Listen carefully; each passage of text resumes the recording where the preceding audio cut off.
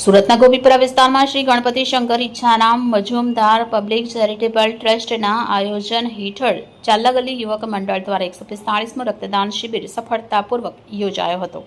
2 દિવસીય રક્તદાન શિબિરમાં મોટી સંખ્યામાં યુવાનો, સમાજના આગેવાનો અને રક્તદાતાઓએ ઉત્સાહભેર ભાગ લઈ સ્વૈચ્છિક રક્તદાન કર્યું હતું। રક્તદાન મહાદાનના સંદેશ સાથે આયોજિત આ શિબિર દ્વારા અનેક જરૂરિયાતમંદ દર્દીઓને જીવનદાન મળે તેવા ઉમદા હેતુને સાકાર કરવામાં આવ્યો હતો।